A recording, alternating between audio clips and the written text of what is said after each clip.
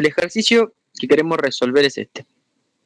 Bueno, teníamos un cilindro que estaba aislado térmicamente del exterior y estaba dividido en dos compartimientos. El compartimento A, que tenía un gas monoatómico, y el compartimento B, que tenía un gas biatómico. Los mismos tenían el mismo estado inicialmente, o sea, ambos tenían la misma presión, mismo volumen y misma temperatura. Entonces teníamos un calentador eléctrico que provee calor muy lentamente hasta que el pistón llega a los topes. Entonces el pistón, que dice que es de espesor despreciable y de un material de baja densidad, tiene una sección S. ¿Sí? Entonces, ¿por qué nos dice que el pistón es de espesor despreciable y que es un material de baja densidad? ¿Por qué nos aclara eso? ¿Qué piensan?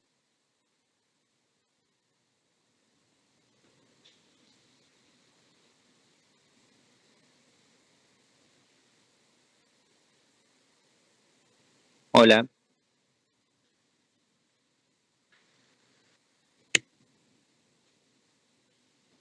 ¿Se cortó? ¿Cómo fue la pregunta? Espesor despreciable y de un material de baja densidad tiene una sección S. ¿Por qué nos aclara eso? Yo calculo que la sección S es para calcular los esfuerzos de corte que pueda llegar a resistir. Bien, podríamos pensar en que podríamos llegar a calcular los esfuerzos de corte que nosotros tenemos. Necesitaríamos la otra sección igual si quisiéramos calcular esfuerzo de corte. La sección S es la sección que tiene el pistón de cara al gas, digamos. ¿Sí? Sería esta sección. Pero además nos dice que es de espesor despreciable y que es de baja densidad. ¿Por qué nos dice eso? ¿Tiene alguna implicancia para nosotros o no? Y para que no se produzca un trabajo moviéndolo. Bien, exactamente. Nosotros, en función de la frase que nos dice, como sabemos que tiene un espesor despreciable, va a tener por lo tanto un bajo volumen y como además tiene una baja densidad, podemos llegar a despreciar el trabajo que necesitaríamos para mover el pistón, ¿sí? Porque nosotros sabemos que si queremos mover una masa, aplicarle una fuerza para que se mueva una distancia, tenemos que producir un trabajo.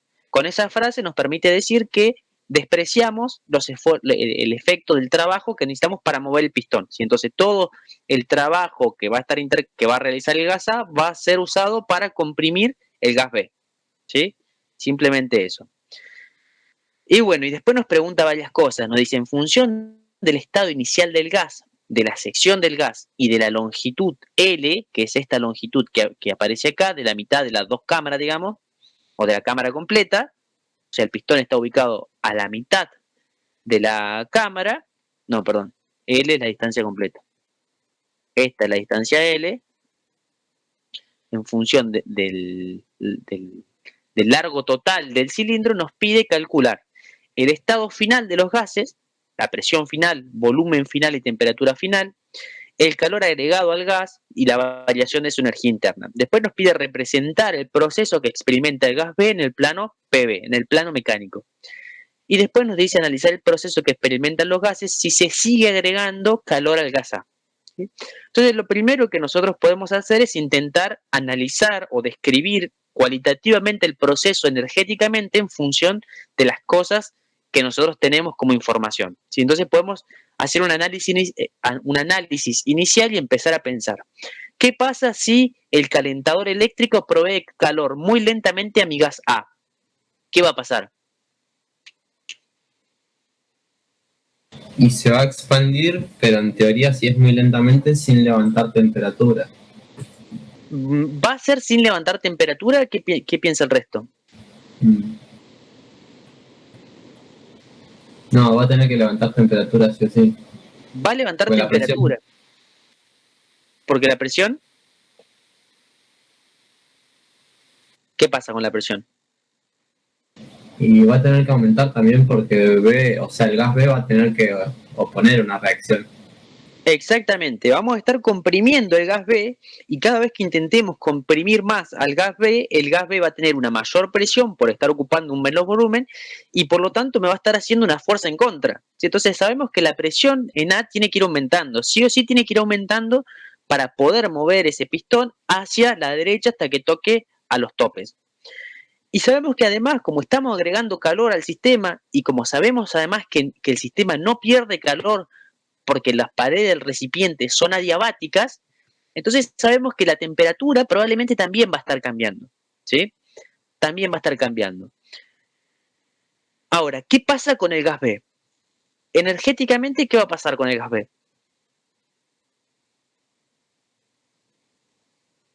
¿Qué piensan? Y también va a aumentar su energía. Bien, va a aumentar su energía, ¿sí? Va a tener más presión, seguramente se va a calentar. ¿Por qué se va a calentar? Porque no tiene manera, o sea, nosotros le vamos a estar entregando trabajo al gas B y el gas B no tiene posibilidad de intercambiarlo con el exterior porque las paredes son adiabáticas, entonces todo eso lo va a almacenar como energía interna y como energía interna eh, y por lo tanto va a estar variando su temperatura, ¿sí? Entonces sabemos que tenemos dos procesos que son diferentes, ¿sí? Y si yo les pregunto, ¿cómo podemos caracterizar el proceso del gas B y el gas, y del gas del A y del B? ¿Qué podemos decir? ¿Van a seguir algún proceso conocido o no?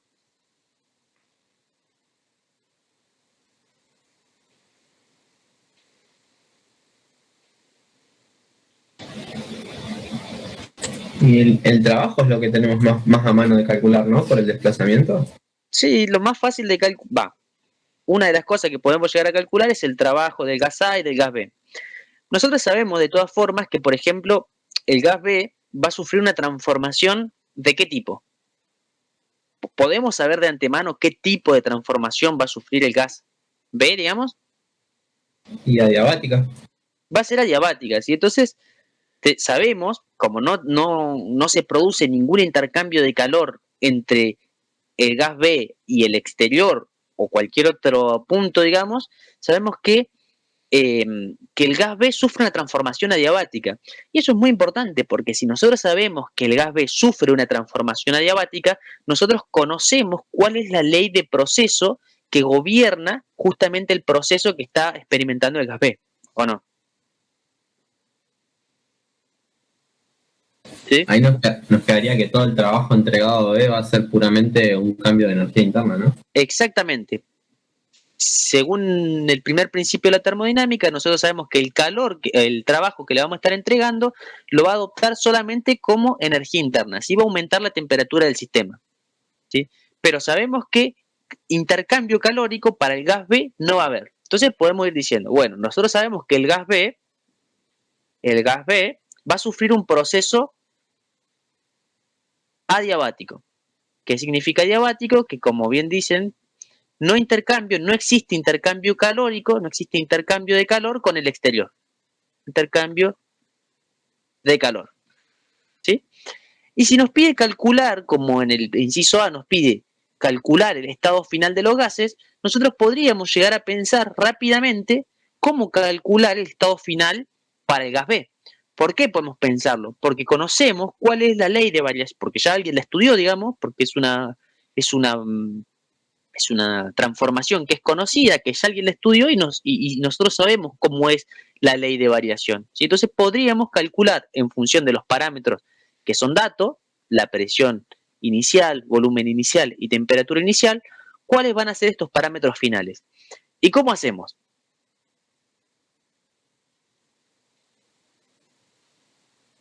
Empezamos con el gas B porque por ahí es más simple, porque es solamente una transformación adiabática, ¿sí? Entonces nosotros sabemos que el proceso termina, porque nos dice termina cuando el pistón llega a los topes. O sea que nuestro estado final, nuestro volumen final va a ser, ¿qué va a ser?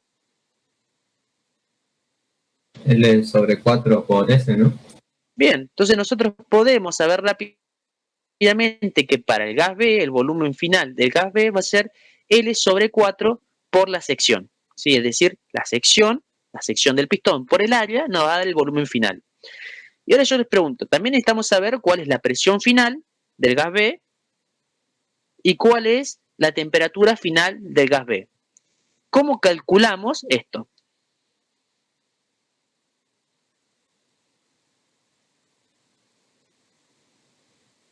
podríamos, ¿cómo se llama?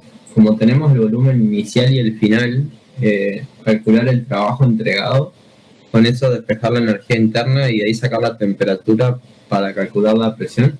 Bien, es una forma, sí, podríamos llegar a hacerlo, a ver si nos falta algún parámetro o no, podríamos llegar a hacerlo, pero existe una forma más simple incluso, que se las quiero mostrar para que vean que es más simple. Si nosotros conocemos la ley de variación del proceso, nosotros sabemos que para una transformación adiabática vale la relación P por B a la gamma igual a constante. ¿Recuerdan eso? Me había olvidado. Fíjate que la forma en la que vos estabas planteando es otra forma que es válida, digamos, podemos plantearla de esa manera o podemos hacer esto. De todas formas, vamos a tener que recurrir a lo que vos decís, nada más que lo pregunta en otro inciso. O sea, por eso nada más que lo hice antes, para ir respetando la secuencia y ir viendo que si tenemos una ley de variación, por ahí las cosas son más simples de calcular. ¿Sí? Pero está bien lo que decís.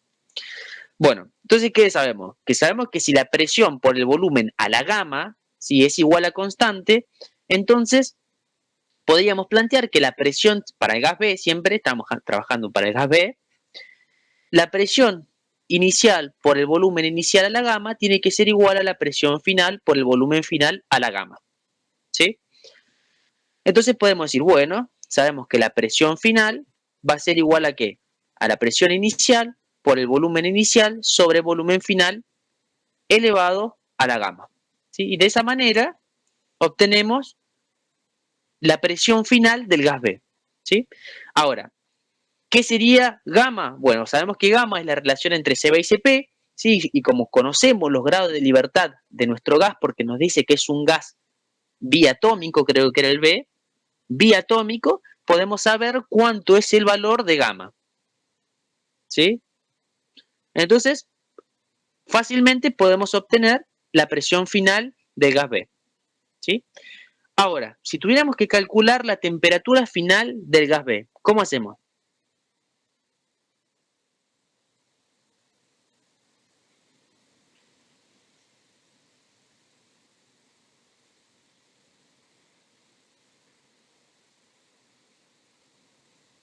¿Cómo hacemos? ¿Se puede con la relación de los gases ideales? Bien, una forma es con la ecuación de estado de gases ideales. ¿Qué nos dice la ecuación de estado de gases ideales? Nos dice que la presión por el volumen tiene que ser igual al número de moles por la constante universal de los gases por la temperatura. ¿Sí? Entonces, como esta es una relación universal, nosotros sabemos que si conocemos dos de las, o sea, tenemos que conocer primero el número de moles, es decir, la cantidad de masa que tenemos dentro de nuestro sistema. En este caso expresado en número de moles, ¿sí? La cantidad de partículas que tenemos ahí, en nuestro gas. Eso es un dato porque acá dice que inicialmente cada cilindro tiene un mol de gas, ideal incluso dice, entonces el número de moles lo conocemos. Y nosotros sabemos que siempre que nosotros tengamos dos de las tres, o sea, de los tres parámetros que caracterizan el estado de un gas, presión, volumen y temperatura, siempre que tengamos dos, podemos buscar el tercero a partir de la ecuación de estado de gases ideales. ¿Sí? Siempre que consideremos que nuestro gas, digamos, es un gas ideal. ¿Podría ser no ideal? Sí, de hecho los gases no tienen exactamente este comportamiento, son gases reales. En física 2 estamos asumiendo que trabajamos con gases ideales. ¿Sí? Entonces, como dice su compañero, si nosotros conocemos cuál es el volumen final y cuál es la presión final, podemos conocer además o calcular mediante esta correlación la temperatura final. Entonces podríamos decir, bueno, la temperatura final es presión final por volumen final sobre el número de moles por la constante universal de los gases. Y obtendríamos la temperatura final del gas B. ¿Sí?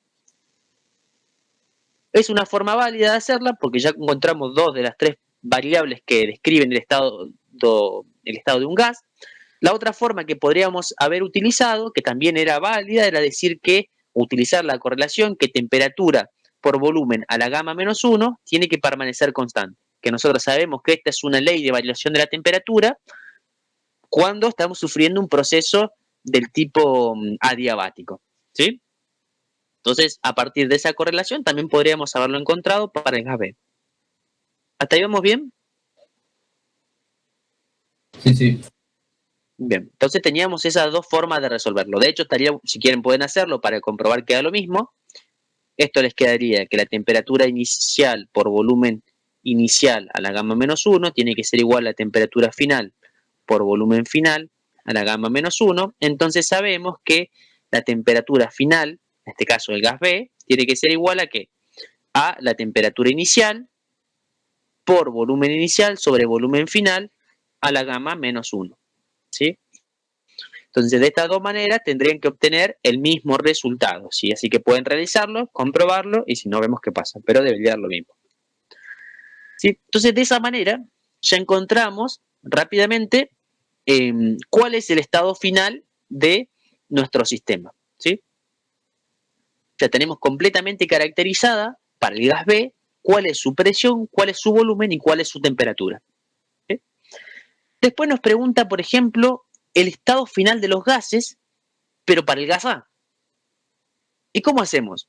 Bueno, fíjense que si solamente queremos calcular estados finales, lo podemos hacer sin necesidad de entrar en el primer principio de la termodinámica. Simplemente con un diagrama de cuerpo libre y analizando, considerando que es un proceso cuasi estático y que en cada punto estamos teniendo un estado de equilibrio, incluso al llegar al pistón a los topes, ¿sí? Podemos plantear un diagrama de cuerpo libre y determinar, ¿sí?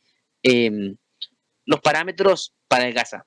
¿Cómo haríamos esto? Bueno, esto es simplemente una forma de hacerlo. Pueden hacerlo a partir del primer principio, al cual vamos a tener que ir por los incisos siguientes, pero es una forma que les quiero mostrar. Nos dice ahora para el gas A. ¿Sí? Bien, el gas A, ¿qué tipo de transformación sufre? ¿Es adiabática? ¿Es isoterma? ¿Es isobara? ¿Es isocora? ¿Qué tipo de transformación es?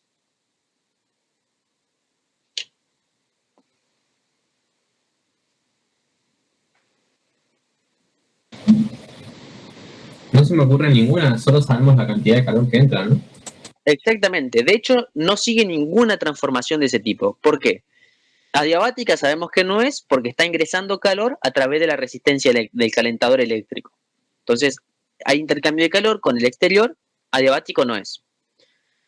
Isotermo, si le estamos agregando calor y se está aumentando la presión del sistema y todo lo que consideramos antes, es muy difícil pensar que este sistema va a ser isotermo. O sea, normalmente no lo va a hacer, digamos. Isobárico, tampoco, porque sabemos que si estamos comprimiendo el gas B, la presión del sistema tiene que estar aumentando para poder comprimir el gas B. Si no, sería imposible que lo comprimamos. O sea, que la presión tampoco va a permanecer constante. Y isocórico tampoco, porque sabemos que que el pistón se mueve, digamos. El pistón que separa las dos cámaras se mueve, entonces el volumen es variable. Entonces, sabemos que no es ninguna transformación conocida. Cuando queramos calcular trabajo, por ejemplo, vamos a tener que encontrar cuál es la ley de variación de ese gas. ¿Sí? Si no, no vamos a poder encontrar nada, digamos, ¿sí? Porque no conocemos la ley de variación del proceso. Bueno, entonces, si pregunta, el estado final de los gases. Bueno, el estado final está caracterizado por nuevamente los tres parámetros: presión final, volumen final y temperatura final. Para el gas A, ¿hay alguno de estos parámetros que podamos encontrar fácilmente? El volumen final. El volumen final. Nuevamente nosotros sabemos que el volumen final del gas A, volumen final, va a ser igual a ¿qué? Vamos a poner el dibujo de vuelta. Cerca. L sobre 3. Va a ser, eh, va a ser 3/4 de L, ¿no? Por ese,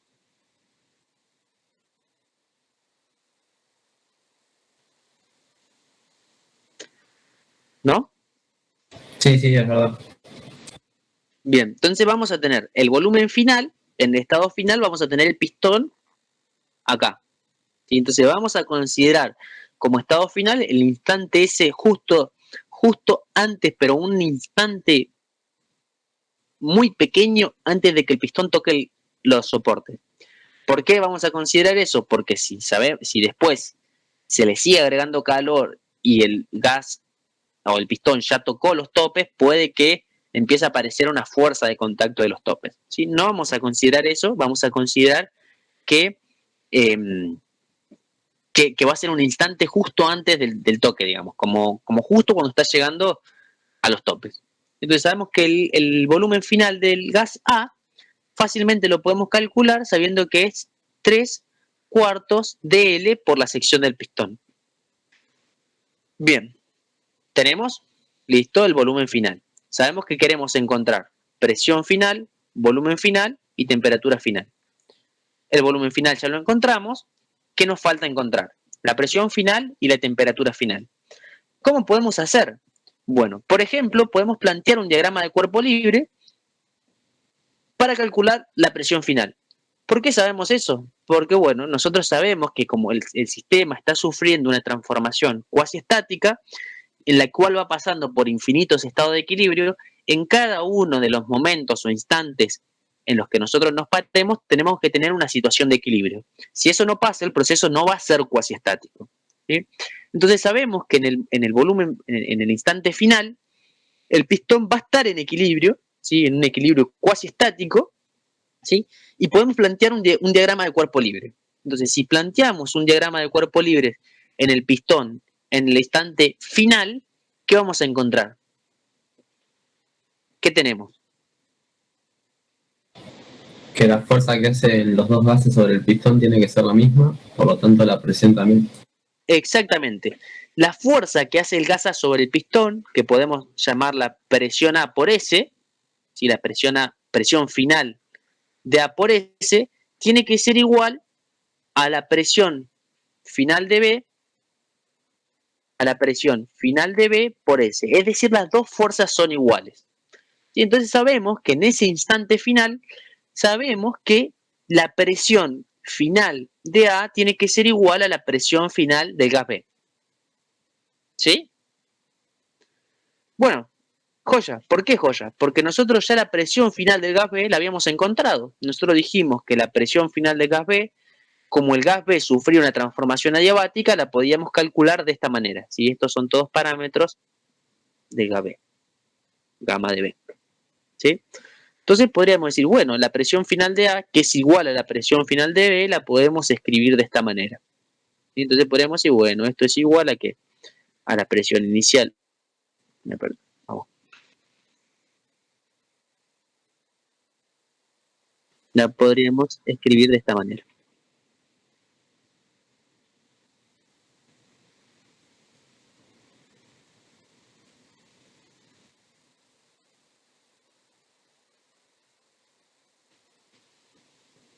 ¿Sí? La podemos escribir de esa manera. Entonces sabemos cuál es. Fíjense que ahora expresamos la presión final del gas A en función de todos parámetros conocidos. La presión inicial del sistema y la constante, el gamma del gas, ¿sí? La relación entre el CB y CP, del gas B, que lo conocemos. ¿Sí? Entonces ya tenemos dos de los tres parámetros que necesitamos para caracterizar el estado del gas B, el estado del gas A, y nos faltaría calcular el tercero, nos falta calcular la temperatura. Entonces, ¿qué podemos hacer para calcular la temperatura? La ecuación de los gases ideal. Bien, como tenemos dos de los tres parámetros, como bien dice el compañero, podemos calcular con la ecuación de estado de gases ideales, ¿sí? Sabemos que la presión de A, presión final de A por volumen final de A es igual al número de moles por constante universal de los gases por temperatura de A, por temperatura final de A. Entonces, podemos decir ahora que la temperatura final de A va a ser igual a la presión final de A, que determinamos cuánto vale recién, por volumen final de A, que sabemos que es 3/4 de L por S, por volumen final de A, me perdí, sobre el número de moles del gas B, del gas A, me perdí, por la constante universal de los gases. ¿Sí? Si reemplazamos cada una de estas variables, podríamos decir que la temperatura final de A es la presión final de A, que es igual a la presión final de B y que es igual a esta expresión, y sería esta expresión,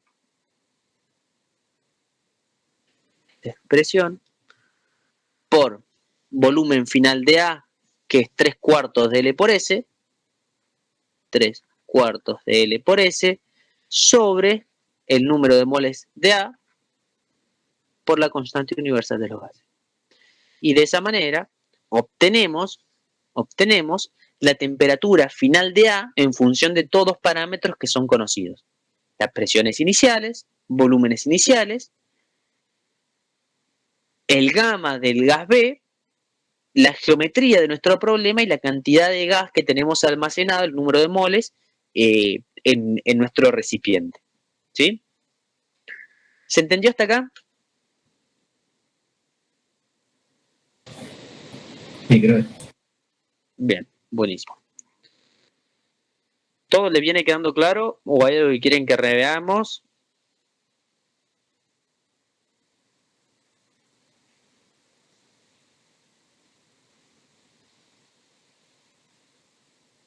¿No?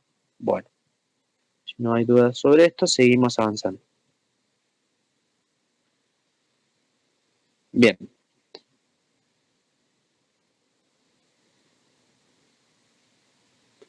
Bueno, dice, en el inciso B nos pide calcular el calor agregado al gas A y la variación de su energía interna. ¿Sí? Entonces, ahora sí, nosotros sabemos que si tenemos que calcular el calor agregado, vamos a tener, y la variación de su energía interna, vamos a tener que recurrir a la ecuación de estado de gases ideales. ¿Sí? Entonces, nosotros sabemos que tenemos que calcular el calor agregado y la variación de energía interna. ¿Sí? Inciso B nos pide calcular el calor agregado al gas A y la variación de energía interna del gas A. Entonces, ¿cómo hacemos para calcular estos parámetros?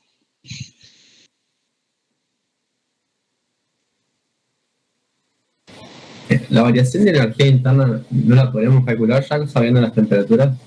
Bien, ahora, ¿las podemos calcular? ¿Es necesario que conozcamos cómo es la ley de proceso?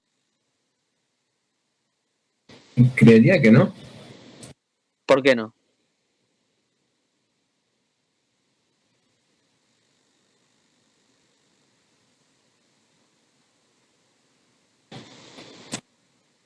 Yo tenía entendido que no dependía del proceso. Capaz me equivoco. No, está perfecto, era para ver. Está perfecto, ¿por qué? Porque la variación de energía interna es una función de estado. Me ¿Sí? asusté. A diferencia. ¿Eh? Me asusté, se me había caído todas las... No, venías bien. La idea era que quede claro esto nada más, pero no, venís perfecto. La idea es esa, que entender que la variación de energía interna sí es una función de estado. Siempre que nosotros conozcamos el estado inicial y el estado final de nuestro proceso, podemos calcular la variación de energía de esos dos puntos, independientemente del camino que haya recorrido o del proceso que haya sufrido el gas para llegar desde ese punto inicial hasta ese punto final. ¿Sí? La variación de energía interna es una función de estado, ¿sí? Por lo menos para un gas ideal. ¿Sí? Para los gases ideales que estamos trabajando, la energía interna es una función de estado, ¿sí? Es decir, que no depende del camino recorrido. Por el contrario, el calor y el trabajo no. El calor y el trabajo sí dependen del proceso, ¿sí? No es lo mismo, no da lo mismo cómo se fue del punto inicial al punto final. Es importante el proceso, ¿sí? ¿Sí? Entonces, bueno, eso es importante que quede claro. Y como dice su compañero, ya tenemos cuál es en este caso, la temperatura inicial del gas A y cuál es su temperatura final, entonces podemos determinar la variación de energía interna. ¿Sí? ¿Cómo hacemos? ¿Cómo hacemos para calcular la variación de energía interna del gas A? No me acuerdo de la fórmula, pero sé que hay un delta T. Sí, exacto. Solamente depende para nosotros de la temperatura. Y la fórmula es número de moles por CB por temperatura por delta T. Temperatura final, en este caso del gas A, menos temperatura inicial del gas A. ¿Sí? Y número de moles, obviamente, del gas A, calor específico a volumen constante del gas A. ¿Sí? Entonces, fácilmente, como ya conocemos el estado inicial y final del gas, podemos calcular cuál es la variación de energía interna de nuestro sistema. ¿Sí? Así que hasta acá vamos bien. ¿Sí? Calculamos variación de energía interna. Bueno, ahora necesitamos calcular el calor. ¿Cómo hacemos para calcular el calor?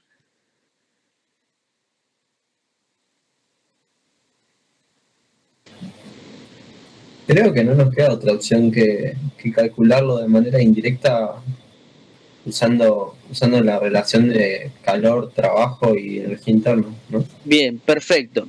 Como no sabemos cuál es la ley de variación del proceso y todo lo demás, como sabemos que no es una transformación ni isobárica ni isocórica, no tenemos una ecuación, así como que digamos podemos calcular el calor con esta ecuación. Y no lo tenemos por las características de nuestro proceso, que no conocemos cuál es su ley de variación. Entonces, como dice su compañero, la única forma que nos queda va a ser buscar, por lo menos la única que encuentro hasta ahora, capaz que hay otra, no quiero decir nada, pero puede que haya otra, pero la forma que tenemos para encontrarlo es a partir del primer principio. ¿Sí? Entonces, el primer principio nos dice que la variación de energía interna sí tiene que ser igual al calor que le entregamos al sistema menos el trabajo que te entrega que te entrega al exterior, digamos. ¿Sí? Entonces, nosotros sabemos, a partir del primer principio, que el calor, si del gas A, va a ser igual a qué? A la variación de energía interna más el trabajo de nuestro sistema, ¿no? De nuestro sistema, siempre hablando de sistema, gas A, porque estamos trabajando, ¿no?, con el gas A, ¿sí? De nuestro sistema es para este inciso, es el gas A, ¿sí? Bien, y ahora, si nosotros queremos calcular el calor del gas A, necesitaríamos conocer la variación de energía interna, que la conocemos porque es una función de estado y tenemos el estado inicial y final, pero también necesitamos conocer el trabajo de A, ¿sí? Y el trabajo que realizó el gas A, ¿lo tenemos o todavía no?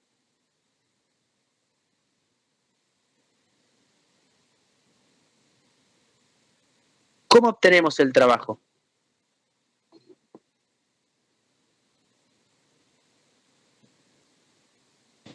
Una muy buena pregunta. ¿No es el mismo trabajo que recibe el gas B? Bien, en principio podríamos decir que sí, ¿sí? El trabajo que está haciendo el gas A tiene que ser el mismo que está recibiendo el gas B, ¿o no? A ver, trabajo más el diferencial de ese, sí, podríamos decir que es el mismo, creo. A ver qué tenemos. Calor, variación de interna, trabajo, fuerza por diferencial de distancia, fuerza, sí, está bien. Podríamos decir que el trabajo sí es el mismo. ¿Sí? ¿Por qué? Porque el trabajo que nosotros necesitamos para comprimir el gas B es el mismo trabajo que está entregando el sistema A, ¿o no?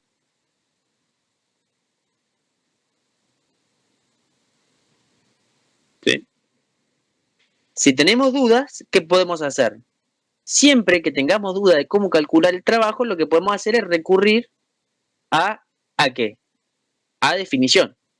¿Qué dice la definición?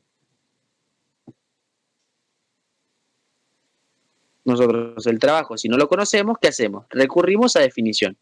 ¿Y qué dice la definición del trabajo? ¿Cómo calculamos el trabajo? La integral de la presión. ¿Por qué?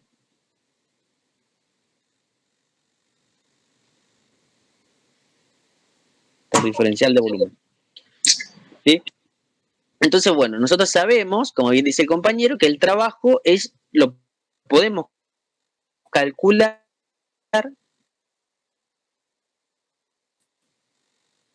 siempre por volumen. Si nosotros graficáramos esto en el plano mecánico, PV, digamos, en el eje Y, presión, en el eje X, volumen, y graficáramos la función de presión en función de volumen, el área abajo de la curva es lo que me representa el trabajo de ese gas. Y en este caso todavía no lo hemos graficado en el plano mecánico, ya lo vamos a hacer, pero nosotros sabemos que de manera más general, sabemos que el trabajo es la integral de la presión diferencial de volumen, ¿sí? Una consulta, profe. Ahí en la definición, ¿P es una constante o es una función P de volumen? Es una función P de volumen, ¿sí? No. Es la presión que tenga el gas A en función de la variación de volumen, ¿sí? Ahora, esta presión, ¿sí?, como es una integral, nosotros sabemos que tenemos la integral de una función X diferencial de X tenemos que conocer cuánto vale esta constante, digamos, ¿no? O sea, siempre necesitamos saber la relación que existe entre presión y volumen. ¿Sí? ¿Por qué? Porque si existe una relación entre presión y volumen, ¿sí? La integral la tenemos que escribir esa relación acá para poder hacer la integral. ¿Qué quiero decir? Si nosotros hacemos un diagrama presión-volumen, por ejemplo, PV, y nosotros vemos que tenemos una presión constante, entonces independientemente del volumen, la presión es constante. Este es un ejemplo cualquiera, ¿no? En ese caso, la presión es una constante.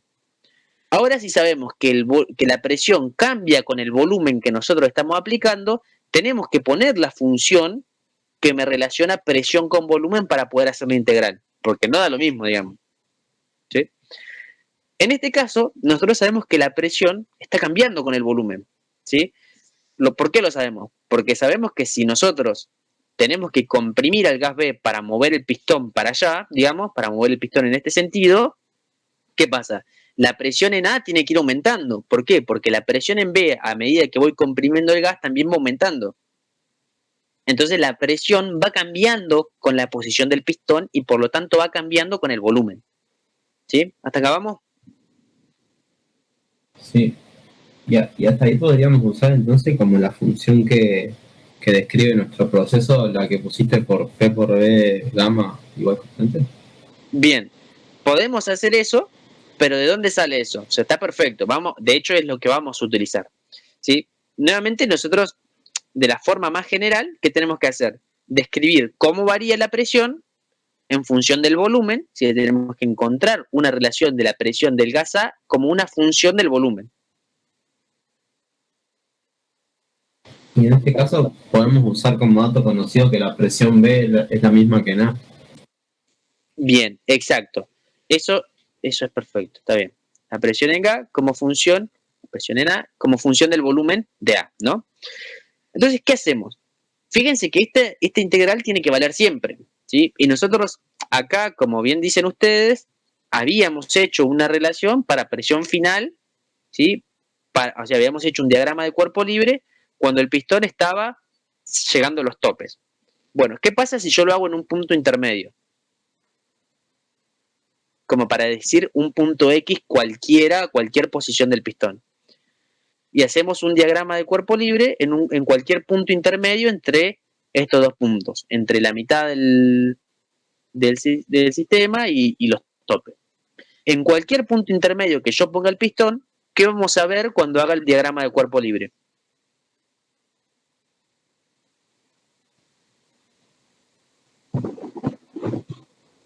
Y eso, que la presión en A es igual a la presión en B. Exacto. Que la presión en A, en este caso la presión en A, o sea, la fuerza que me hace el gas A sobre el pistón por la sección, tiene que ser igual a la fuerza que me hace el gas B sobre el pistón. Presión en B por S. Para cualquier punto. ¿Sí? Entonces nosotros sabemos que si hacemos sumatoria de fuerzas horizontales igual a 0, porque estamos trabajando con un sistema en equilibrio que consideramos cuasi estático, que va pasando por infinitos estados de equilibrio, sabemos que la presión en A tiene que ser igual a la presión en B. ¿Sí? Bueno, entonces necesitamos saber cómo varía la presión en B. Pero nosotros ya sabemos cómo varía la presión en B. ¿Por qué? Porque sabemos que la presión en B sigue un proceso adiabático. Y sabemos que la relación entre presión y volumen está dada por P por B a la gamma igual a constante. ¿Sí? Entonces podríamos decir, bueno, si nosotros sabemos que para el gas B, presión por volumen a la gamma igual a constante, entonces podemos decir, bueno, la presión por volumen a la gamma en un instante cualquiera, si del gas B, en un instante cualquiera, tiene que ser igual a la presión inicial por el volumen inicial por el gamma de B. ¿Sí? Entonces, la presión de B en un volumen que tenga B cualquiera va a estar dado por esa relación, por volumen de B a la gamma de B. ¿Sí? Y como sabemos que la presión en A es igual a la presión en B, podemos decir, bueno, entonces sabemos que la integral, ¿sí?, del trabajo, que sabemos que es la integral de la presión en A por diferencial de volumen de A tiene que ser igual entonces a la presión de B por diferencial de volumen de A, ¿o no? ¿Sí? ¿Me siguen hasta acá? Sí. Bueno, entonces nosotros sabemos que la presión en B es o sea, podemos poner que la presión en B es P0 por volumen 0 sobre volumen de B a la gamma de B por diferencial de volumen de A. Bueno, con estos datos, ¿podemos resolver esta integral? Perdón, este trabajo de A, me equivoqué.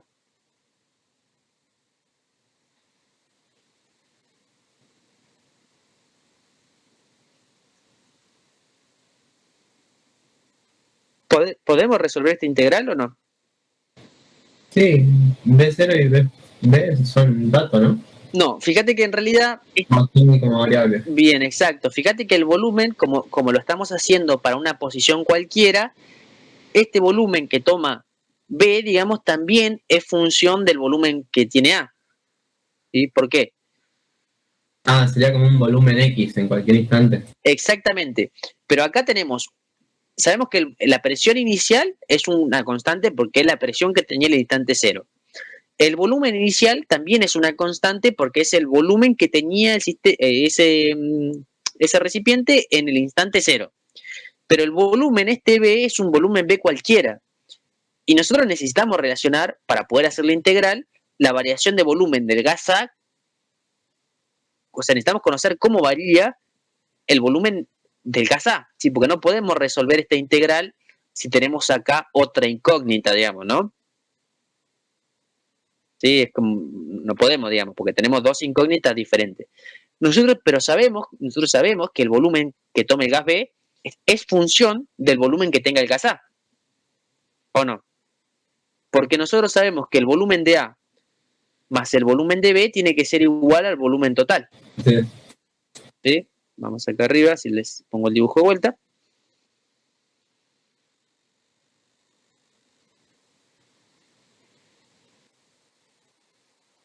Nosotros sabemos que el volumen del gas A más el volumen del gas B es el volumen total. Y sabemos que el volumen total es la sección S por L total. ¿Sí?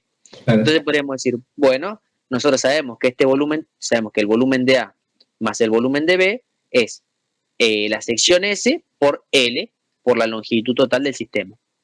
Entonces sabemos que el volumen de B es igual a S por L menos B menos BA, ¿no? Entonces, esta integral, ¿cómo nos queda? La integral de A es igual a ¿qué? A la integral de P0 por B0 a la gamma B, que lo podemos sacar como constante, por diferencial de volumen de A sobre S por L menos BA a la gamma. Un paréntesis. ¿Sí? Ahora sí podemos integrar esta función. ¿Por qué? Porque ahora sí tenemos el volumen de A variando con el diferencial del volumen de A. Entonces, ahora sí es una función integrable. ¿Por qué? Porque esto es una constante, esto también es constante, y tenemos la integral de diferencial de A sobre un volumen de A, digamos. ¿Sí? Entonces, bueno, finalmente tendríamos que resolver esta integral. Yo la verdad que no me acuerdo ni cómo integrar, pero bueno, la función que nosotros debemos encontrar para conocer el trabajo de A surge de la integral de esta función. O sea que acá podríamos sacar como constante todo lo que sabemos que es constante por la integral de diferencial de volumen de A sobre S por L menos volumen de A la gamma. ¿Sí? Entonces ese sería el trabajo necesario para... bien, y sabiendo que acá el volumen de A varía entre los extremos de integración que tenga, digamos, entre L por S y 3/4 de L por S. ¿Sí? O sea que esta integral es una integral definida entre L por S y 3/4 de L por S. ¿Sí? O sea, volumen inicial de A y volumen final de A. Bien, cuando resuelvan esta integral, van a encontrar el trabajo de la el trabajo que realiza el gas A, y finalmente, volviéndole al primer principio de la termodinámica, nosotros sabemos que el calor en A va a ser igual a la variación de energía interna en A, que la calculamos antes, más el trabajo en A, que lo calculamos ahora. Y o sea que finalmente le faltaría aplicar eso. Calor en A es igual al trabajo en A más variación de energía interna del gas A. ¿Sí? Y de esa manera obtendríamos el resultado que estamos buscando. Fíjense que es una opción válida, que es más general, entonces no le van a errar nunca. No deberíamos errarle porque porque surge de aplicar definición, ¿sí? O sea, siempre que tengamos dudas en algo, apliquemos definición y podemos encontrar de manera, no sé si más fácil, pero podemos encontrar a partir de la definición lo que estamos buscando. ¿Sí? Bueno, eso sería la idea.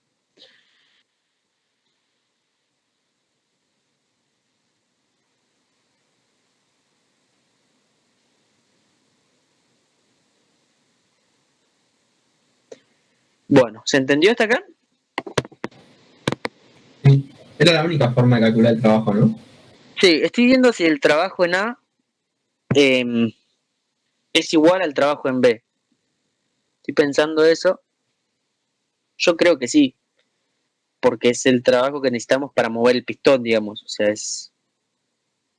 Vendrían a ser como el opuesto hablando claro. técnico, ¿no? O sea, claro, digamos, en módulos serían iguales, porque el trabajo que hace uno contra el exterior, digamos, es el que está recibiendo el otro.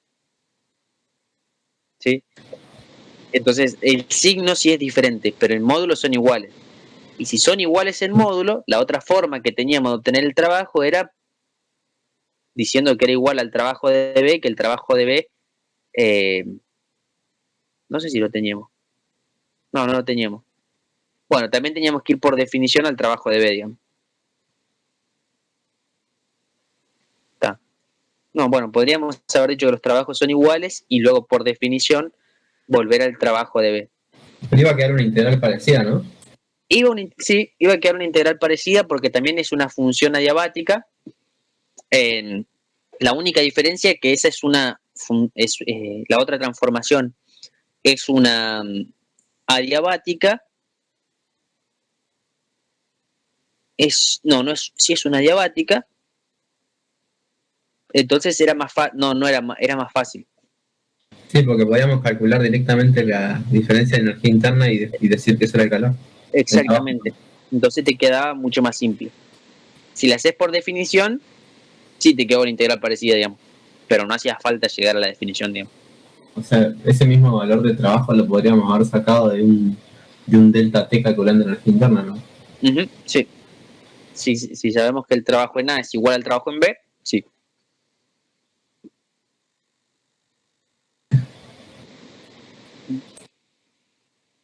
Bien. Bueno, ¿qué más? ¿Qué más? Tenía más incisos en el ejercicio. Sí, después dice representar el proceso que experimenta el gas B en el plano PB. ¿Sí? Bueno, el gas B, si nosotros hacemos el plano PB, plano mecánico, presión, volumen, sabemos que el gas B inicialmente tenía una presión inicial y un volumen inicial. Bueno, ¿qué más? ¿Cómo graficamos esto?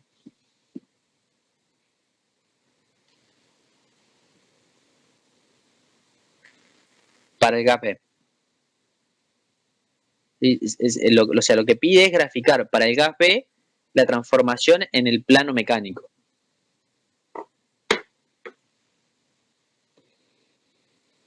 Tendríamos que graficar la curvita de P por B a la gamma, ¿no?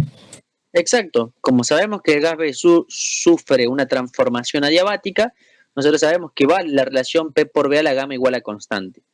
Y además sabemos que el gas B lo estábamos comprimiendo, es decir, que iba disminuyendo su volumen hasta un volumen final que era 1/4 de L por S, el volumen final de gas B.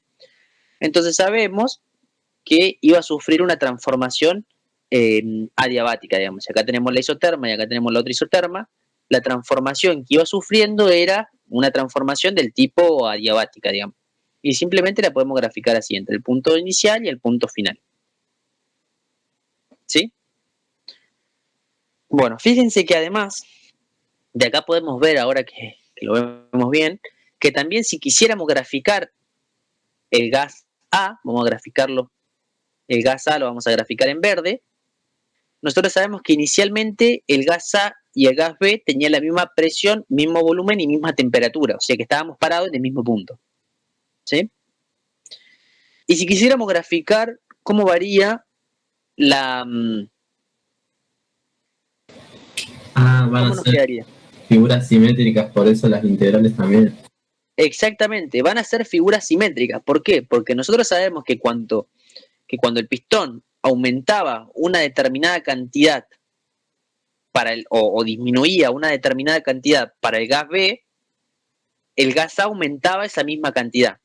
Y sabemos que en todo momento íbamos teniendo la misma presión. ¿Por qué?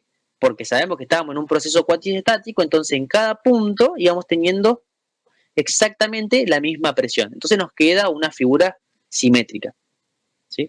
Donde en el volumen final de A y el volumen final de B, todo el volumen final de A, todo el final de A y esto es el proceso cero de B, me perdí de A, esto de A y de A. Entonces nos queda una figura simétrica donde en cada variación de volumen, ¿sí? Las presiones se tenían que ir igualando, ¿sí? Porque es un proceso cuasi estático en el que va pasando por infinitos estados de equilibrio, ¿sí? Y acá podemos ver también que el área abajo de la curva, como son dos figuras simétricas, el área abajo de cada una de las curvas es la misma, entonces el trabajo también es el mismo.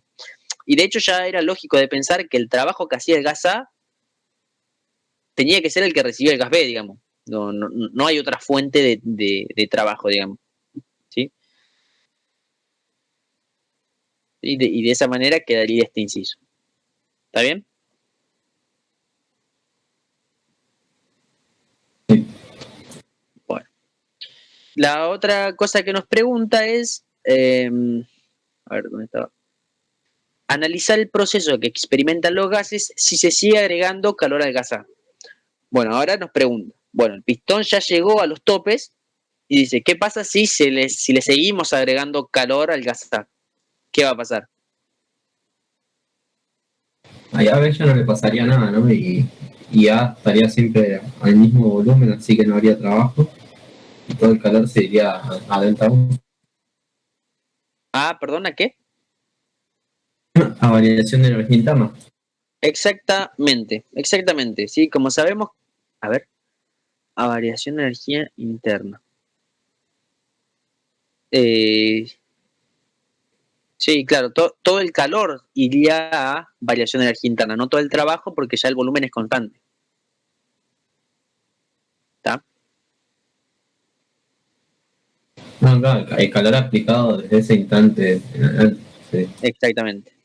Entonces, como dice su compañero, el gas B ya, si el pistón llegó a los topes, o sea, si tenemos el pistón así, tenemos los topes, y el pistón ya llegó acá a los topes, y le seguimos agregando calor al sistema, al gas A, el gas B ya no va a haber nada. ¿Por qué? Porque todo el exceso de presión que tengamos del gas A lo van a tomar los topes. O sea que el gas B, que era esta línea negra, ya no va a sufrir ninguna transformación.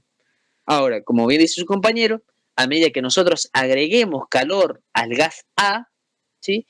¿Qué va a pasar? Como su volumen no puede aumentar, lo único que va a aumentar es la energía interna del sistema. Va a aumentar la presión, va a aumentar ese nivel de excitación molecular que tienen las moléculas, va a aumentar su temperatura, pero el proceso va a ser isocórico, es decir, va a sufrir una transformación a volumen constante.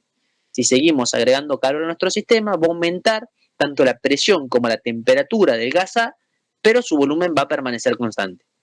¿Sí? Y como dice su compañero, ya trabajo no vamos a tener, lo único que vamos a tener es, lo único que vamos a poder ver es que todo el calor que va a ingresar al gas A ahora se va a transformar en energía interna. ¿Sí? ¿Sí se entiende? Sí, se entendió. Buenísimo. Bueno, ese sería entonces, de esa manera concluimos este problema. ¿Sí? Bien. ¿A todos les quedó claro? No hay mensajes. Sí. Bueno, buenísimo. Bueno, ¿qué más?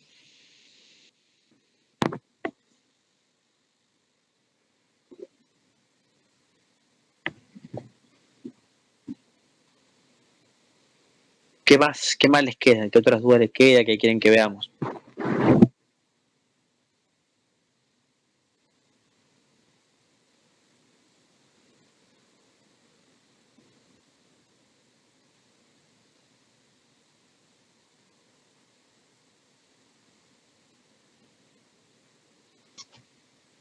¿No hay nada más, chicos? ¿Chicas?